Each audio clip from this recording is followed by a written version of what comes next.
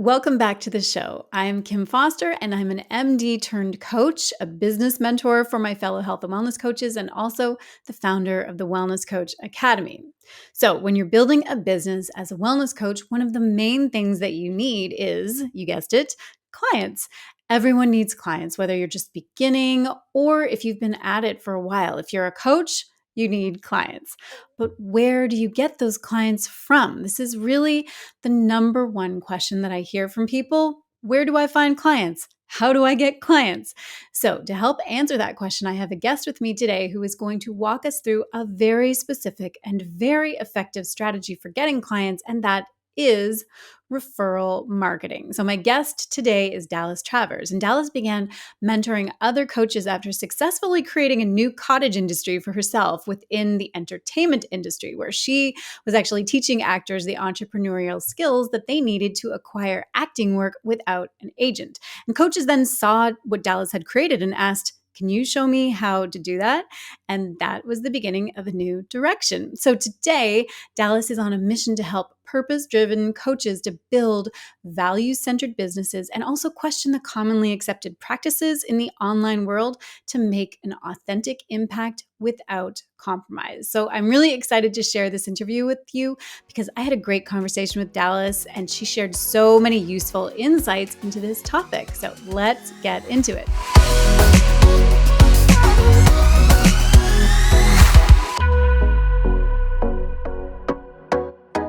Well, hey, Dallas, welcome to the show. Thanks for having me. I'm really looking forward to our conversation today. Yeah, I am so looking forward to it also. I know that we are going to talk about referral marketing, and I happen to love this strategy and recommend it all the time for people, especially as they're building their businesses. But I am really excited to hear what you have to say about it too. So now, before we get into everything, though, I would love for you let's give our audience a bit of context. And if you can just introduce yourself and the work that you do and just give us a little bit of an insight into what brought you to this work that you're doing today. Gosh, I was born on a cold winter night. Is that where we start? Excellent. Perfect. Let's start right at the beginning. Right. Let's do that. Well, I think my story is unique because, I'm a coach who coaches coaches on how to find coaching clients, and that there's nothing original about that. Right. But I came into this work because I had built a very successful coaching business on my own, serving a challenging audience. And so I was originally a career coach for actors. And I came into that business. There's a bit of a shady story. If you'd love to hear it, I can happy to share. That sounds intriguing. Well, with that kind of tease, I know, you kind right? of got to give me it now. All right. So the Cliff Notes. I was recruited by a talent agency to move from Bellingham, Washington to Los Angeles, California, and work at this talent agency helping actors. And it sounded like a dream job that I was completely unqualified for. That should have been my first warning sign. So I packed my bags and moved. I was 21 years old, and I worked for this company for about 3 weeks, maybe 4 weeks, before I realized this was not a real talent agency. This was a scam operation, basically promising actors the moon and stars, but first they had to invest in professional photos first, and conveniently the photographer was in the alley that very moment. So pay us a bunch of money, get some really crappy photos, and never hear from us again. Wow. So then it all kind of made sense why they hired me, because I didn't know anything about the entertainment industry.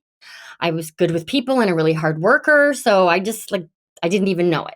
Anyhow, I left, and I was really motivated to kind of right that wrong. So my first business was a marketing service for actors designed to help them find a legitimate agent or manager. And that business was quite successful. But along the way, my clients would ask me advice, like career advice. And again, I still didn't know much about the entertainment industry. I knew a lot about agents and managers. I really researched that, but I had never been on a television set, anything like that. But I just gave them like practical advice, what felt like practical advice to me. But it was revolutionary to them because it was kind of the opposite of everything that they had been taught, and it worked. So long story short, I moved out of this marketing service into coaching actors. Fast forward about 7 years, and I had other coaches begin pursuing me to ask me to teach them how to do what I had done so successfully.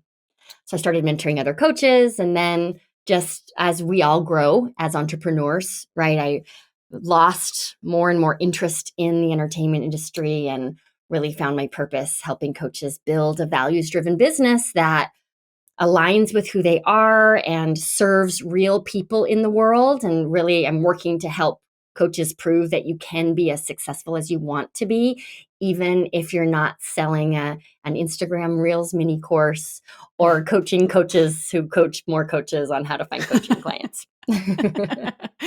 Right, absolutely. Okay, well, I love that. Very cool story. I love that. Very sounds like a very organic, like real journey that you went on and just kind of kept on following what was interesting and purposeful for you. So I love that. Thank you. The word that you said there that matters is purposeful. Mhm. When I look back, I've been in business for 21 years. And when I look back, I've made a lot of big changes, but they've all been because the change aligned more with my values. Mhm. And that's always really important to me. And I hope important to most coaches is to trust your values more than any strategy. And that's how you'll have longevity, Yeah, I absolutely agree, but it is so easy to get kind of sidetracked from that. right? And I think we all have that internal sense. And maybe we start out with a real sense of purpose, but it's so easy with all the noise and everything for that to get really lost and for us to kind of like lose connection with that purpose. So I love that that has been kind of a like a strong sounds like it's been a really strong through line for you. Mm-hmm. Mm-hmm. Okay, so let's get into today's topic. I want to Okay. ask you this because we are talking about how to help people get clients because this is a big challenge for coaches. But I want to ask you, what would you say is the simplest way to find paying clients? Yes. Yes. And I'm biased here, but I really believe that no matter how advanced your business is, at the core of every client attraction strategy should be some form of word of mouth referral marketing for a whole Hmm. host of reasons. But if we're looking for the straightest line between where you are right now and a full client roster, it really is word of mouth referral marketing. And I learned this actually when I was working with actors. Hmm, My that's whole interesting. marketing plan for that program, I taught this 8-week course. Week 4, I would invite students in to be a part of the referral club, and they got a mug when they joined. Nice. um, and they would refer their friends to an intro class that I taught. And Hmm. I'd teach one a day for a week every quarter. And I delivered that program for 5 or 6 years to 400 or 500 students a Oh, year, wow.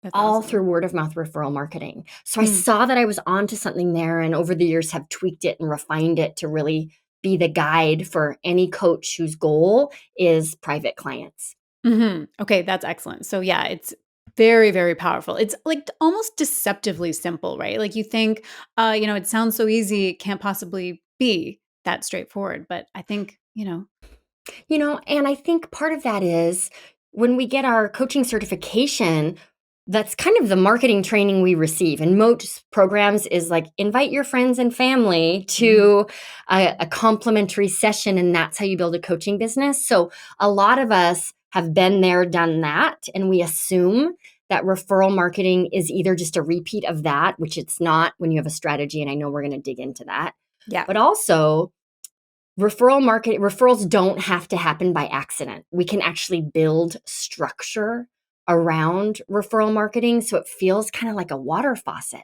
right? If I want some more clients, Mm. I turn on the tap and I can control the flow. When my roster is full, I can turn off the tap. So it's deceptively simple, and we think we've done it before when really most coaches have not. Right. Okay, yes. Let's unpack all of this. I'd love for you Okay. to break down this referral marketing process that we're kind of like dancing around a little bit. Like how does it actually work? When it's really working, what's going on? Let's use an acronym here. The STEP process, STEP. The S stands for simple. This has to be simple, especially for your referral ambassadors, is what I call them, Mm-hmm. right? If it is complicated in any way, even people with the greatest referral intentions won't follow through. We're all just really busy, Yeah. right? It's kind of like my hairdresser. If someone stops me on the street and asks me who cuts my hair, I happily tell them. But I don't walk around just like tapping people on the shoulder, handing out my hairdresser's business card, right? It has to be really simple. Yeah. So, and I'll highlight this and then we can dig in wherever you would like to. But the Okay. process needs to be simple. The T stands for time bound. So, what I recommend is that we set a date for maybe 14 days or 30 days where we've got a specific client attraction goal that we want to meet and it expires. This is the thing that creates urgency is a little too strong a word, but it's the one I'm going to use. Urgency for our referral ambassadors to shift from, yes, if anyone ever asks me, I will send them your way, to, let me proactively contact my friend Susan, who would be a great client for this coach. So it's that time bound piece that has to be really, really important. The E in the step process is about, you know what? The E is actually about ease, and the S is not simple. I apologize. It's specific.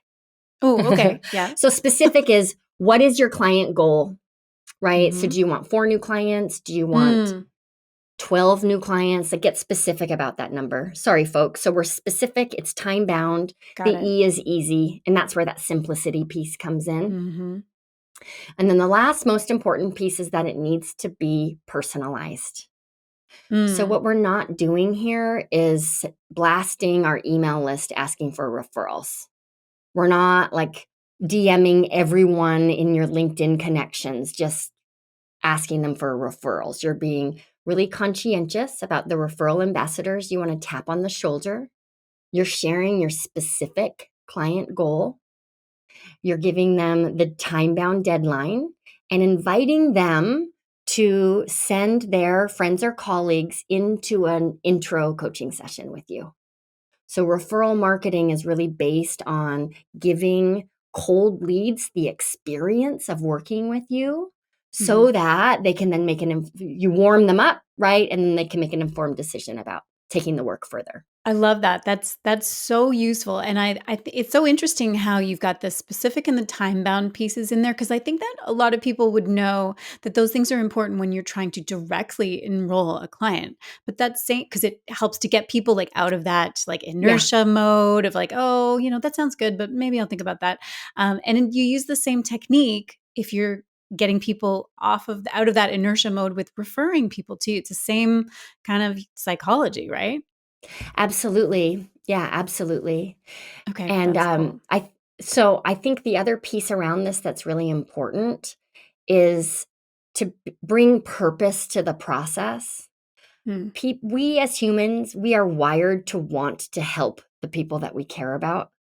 So if we can really treat this referral marketing initiative with purpose, right? Like almost like it's a cause that you believe in, Yeah. people want to get behind that cause. Yeah, that's so true. And I think that personalizing thing that you mentioned, like that's the P, the fine the of the Hmm. 4 pieces is so that's such an interesting point, because it's kind of like that, the phenomenon of like when you just I don't know, when you were describing it, I was thinking about like learning CPR. Okay, so when you learn CPR, I don't know if you've learned CPR, but when you're in Yes. like your anyway for first responder kind of class, and instead of just shouting out, like I was a lifeguard when I was young too, and I remember learning this in like lifeguarding training too, is instead of just shouting out to the crowd, somebody call 911. It was you pick someone specific out of the crowd and say, call 911. You in the green sweater, call 911. Because if you just shout it out randomly, people are like, oh, somebody else is going to get this. I'm not really sure like what to do. And, somebody else is going to handle this. But if you call someone out specifically, they're more than happy to like, okay, been given a task. I'm going to do this thing, right? So I think that that's what you're tapping into when you say personalized, rather than just blasting out your email list and say, does anyone know anyone who they would be willing to refer to? It's like, specifically communicating with somebody you know and describing why you would love for them to send somebody your way. Yeah. And let's talk a little bit more about that because there's a bit of a structure to outreach that might be really helpful for Yeah, let's do folks. that. Okay, so let's pretend that I'm reaching out to you and I want to ask you, Kim, to refer someone to me. So we cannot beat around the bush. Like, we have to be so explicit in our request. Otherwise, I'm just making you work way harder Right. than you need to, right? Yeah. So let's pretend that we are like friends on Instagram, right? We've DM'd a few Mhm. times, but that's normally how we communicate. I Mhm. can DM you to say, Kim, I thought of you this morning because Mhm. insert like specific reason why I'm actually choosing you as an ambassador. Yeah. Because you ask the most thoughtful questions on your podcast. I figured you would, of course, know somebody. Right, so we get right to it. Number Right. 2, my goal this month is to enroll 3 new clients. So I'm gifting intro coaching sessions to give people a taste. Do you know anyone who? And then Mm. it's a very specific outcome that I help clients achieve, right? Do you know any coaches who are looking for 3 new clients this month? We're getting very Right. meta here, but that's my expertise. Exactly. So, right? If you do, how open would you be to connecting the two of us so I can give them a sample coaching session? So there's no like fluff, there's no like casual, if you think of anyone, like it's none of that. It's Right. here's why I Right. thought of you, here's my goal, here's exactly who I serve, and how open are you to making a connection? That's perfect. I'm sure. I'm hoping that listeners or audience are taking some notes on that language. This is so good because that's it's such a like simple but very powerful script to use when connecting with someone. It's the difference I see with my students. So inside my program, the Hive, this process that we Mhm. follow is called Client Surge. And the coaches who have the most ease with the process are the ones who are brave enough to be specific in their requests. And Mm. the people who just, I'm using air quotes here for your listeners, but like try to Yeah. soften the blow, they're Yeah. the ones who don't get responses, right? Who really Right. worry that like something is broken in their business when in fact they're just not really being clear about what it is they're asking for. Yeah, you have to ask for what you want. I mean, this is Mhm. true in so many other areas of life because there in so many situations you can actually have what you want if you just ask for it. But most of the time people are too hesitant to actually just state it and just say, I need this, I'm looking for this, I want this specifically. So this is great. Yeah. And also just understanding that if the answer is no, it's not no, how dare you ask? Right. It's like, no, I'm on vacation, the timing's not right. Or no, I actually don't know anyone right now. It's never like, no one's ever giving you the middle finger, right? Right. It's they just actually can't help right now. So if we can work to not give meaning Yeah. to whatever kind of response we get, we will be able to rely on referral marketing more regularly. I think that's such a good point because it is like people we've talked about when people are they hesitate or they like you said soften the blow that kind of thing. But what are you actually afraid of? Like how do you actually Mm, like really play it out? What do you think people are going to say to your request to have for them to refer people to you? Like do you really believe that they're going to get offended and mad and never want to speak to you again? Like really playing that out. What yeah, it's gonna be if it's a no, it's probably exactly like what you just said, something like, "I'm on vacation," or "I don't really know anyone like that right now," or, whatever it is, but it's not gonna be as dreadful as as you might be, like, thinking that it's gonna be in terms of a yeah, reaction. yeah. Yeah. No one's thinking about us that much, No, right? that is such a good reminder. It's so true. We are all so much in our own heads, and it's just Yeah, step outside of that and just really look at the big picture. They'll probably it's just going to be a moment's thought, and then they're on to worrying about their own next thing that's going on. yeah. So yeah, okay, very cool. So now I know that a lot of people in our audience might have heard this term. Like we've of course been talking about referral marketing, and I think you touched on this a little bit right at the beginning. They might be thinking, oh, I've already tried that. I've already tried referral marketing. So what new perspective, tell me, what can you offer to people who might be having that reaction of like, referral marketing, I've tried that, didn't really work for me? Yeah. So my feedback would be number one, there's more than one reason to rely on referral marketing. And for me, the number one reason is not because it's the easiest path to more clients. It's all of the market research referral marketing delivers you. So if Hmm. you've tried referral marketing in the past and no one has sent you referrals, to me, that reveals a gap in your message, right? Interesting. Or at Yeah. least, yeah, well, let me back it up. If you ask for referrals and don't get a response, you have a messaging problem, Hmm. right? If you ask for referrals and you get referrals, but those are people who are not your dream clients, Hmm. you have a messaging problem. Yeah. If you ask for referrals and people say yes and don't follow through, you have a courage problem, right? Because you can loop back and follow through with them. So Hmm. relying on this process when it's structured, right, in the way that we talked about, not only will it bring in clients, but it reveals gap in the infrastructure of your business or holes in your marketing. And to me, I think that's much more informative and much more beneficial than even signing a new client this month. And that feedback loop is so like would be quite quick, really, with a referral, like, in comparison to some other marketing techniques that you might try, and you have to let it play out for quite a bit longer Mm, before you actually get feedback. But sending out those very specific referral requests and then really learning from what happens in response to that, that's quite quick feedback that you can actually use to then iterate, pivot, tweak, whatever you need to do, to take another shot at it and give it a go again and see what happens the next round. yeah, absolutely. And then we haven't even touched on the referrals who come in. Those sample coaching sessions, those are sales calls. Hmm. That is you're speaking to your dream client. They're giving you their exact words for their goals, for their fears, for the obstacles in their way. All of that is fodder for your social media marketing, for your email newsletter, for the banner on your website. So there's no other, I don't think there is a more efficient way to do market research than Hmm. practicing referral marketing.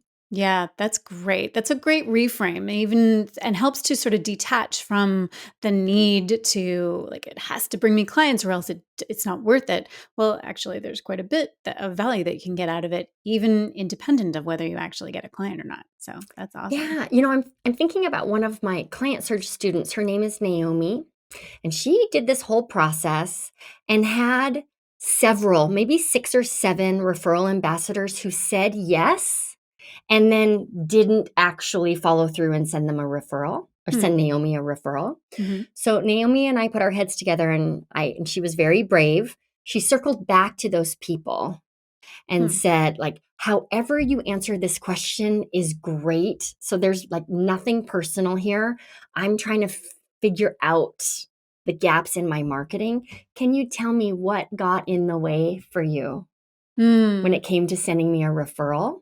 And it was so illuminating because 2 Yeah. things came forward. Number 1, this was in the middle of summer and people were like, "Oh, I'm on vacation," or like it was really bad. I forgot. Yeah. But more importantly, the majority of them shared when it got down to it, I didn't know how to explain Oh. what you Hmm. do, Hmm. Yeah. even though she had given them cut and paste language to share with folks. Oh, interesting. Hmm. Yeah, but when we looked at her cut and paste language, it wasn't as concrete as it could have been. Okay. So people just So didn't again, feel they that could share. feedback loop. Yeah. Yeah. Yeah.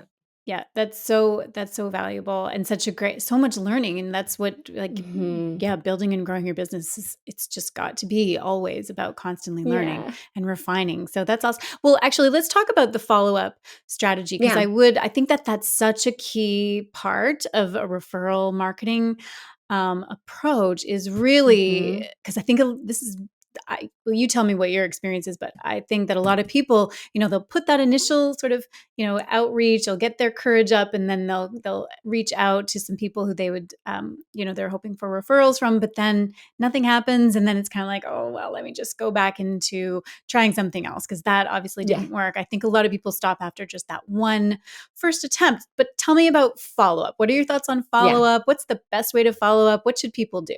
Great. Such a good question.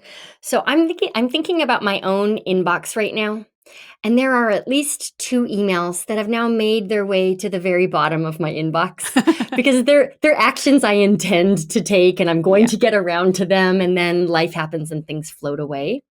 So I'm a firm believer in follow-up on the people who you don't hear back from, as well as the people who say yes and you don't end up seeing a referral. So the schedule, I can kind of talk about the timing and then give some best practices for Yes, language. please. So if I reach out to you and ask you for a referral, if you say yes, the next step is I'm going to send you cut and paste language for texting or DMs and another version for email. So all you have to do is like boop, bop, beep, click send.